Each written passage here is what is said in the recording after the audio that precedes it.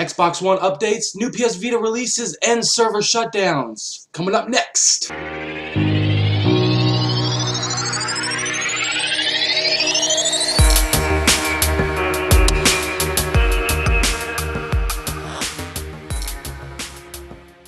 What's up, guys? It's April 15, 2014. I'm Billy. You're watching EGU News. And don't forget, if you like this video, make sure you smash that like button. And if you want to see more of these videos, make sure to hit the subscribe button so you can see my ugly face more all the time. First off, I'm sorry about not making a video yesterday.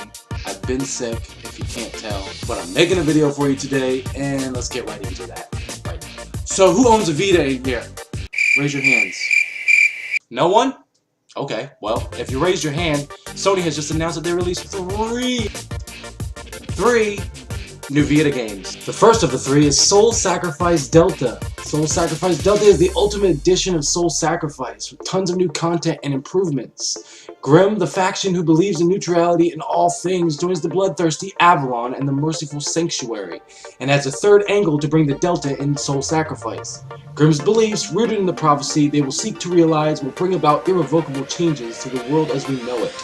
The concept of faction is now at the heart of the game, with players able to join the side of their choice, each with their own strengths and playstyles. Players from each faction can now register their overall progress.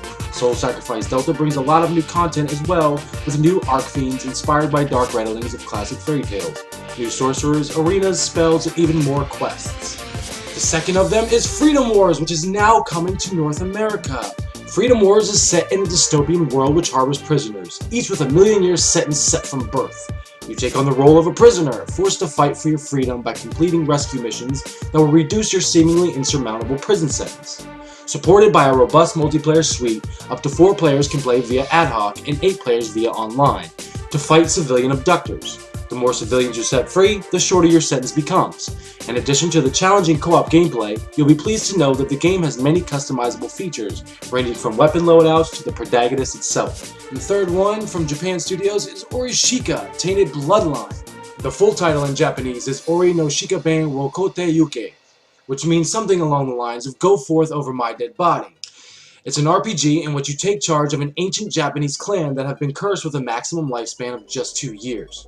Your task is to lead the clan on their quest to lift the curse and enlist the help of gods inspired by Japanese mythology to make sure each new generation of the clan is more powerful than the last. So if you're excited about the Vita getting some games, that's awesome because they all come out in May and they're all going to be good JRPGs. The Vita really lacks RPGs right now and just games period, so that's a good thing that they're all coming out. But in other news, Xbox One has a new update out. It rolled out today, and if you're watching this, it probably is already on your Xbox One. Major Nelson gives the update breakdown on his blog.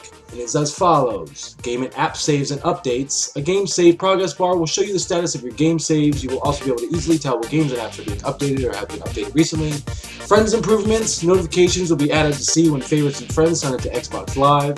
This was one of the most frequently requested features, so they made it a priority to include it in this update. Also, friends who are in multiplayer will be identified in the friends list. Connect voice and motion improvements, improved game DVR video quality, Blu-ray player supports, 50Hz video output for content recorded at 50Hz, controller and headset adapter firmware updates that will reduce the audio static and improve wireless connectivity. Silent reboot after system updates and system update on demand is now available. If your console is in instant on mode, the update will happen automatically and return to standby on completion. This means you won't need to power on your console after an update moving forward. If you want to take future updates when available without waiting for your console to do it on its own, they've added this option under System Settings and you'll be able to use it next update. It will only show as available when there is an update to take. Personally, I'm really excited that Microsoft is really taking in fan feedback and doing something with it. I think Microsoft might actually have a chance with the Xbox One now that they're fixing it and releasing all these updates. In PC news, I got some really crappy news for you.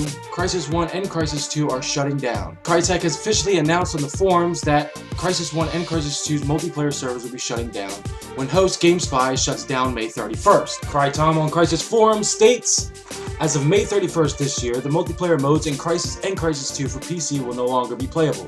The conclusion of online multiplayer support comes as a result of GameSpy Technology shutting down all their hosting services. GameSpy have been providing multiplayer functionality for Crysis and Crysis 2 since they launched.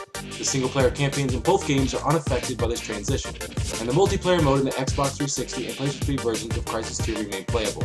Personally, I hate that news, because I still play Crysis 1 and Crysis 2 sometimes. Sometimes I'll go back and reinstall and play Crysis 1 and Crysis 2 because they're just fun. The Crysis games are very challenging, and I hope sometime in the near future they'll decide to port those over with their own hosting service. Well, that's all the news I got for you guys today, and as always, if you like this video, hit that like button, and if you want to see more of these videos, hit that subscribe button.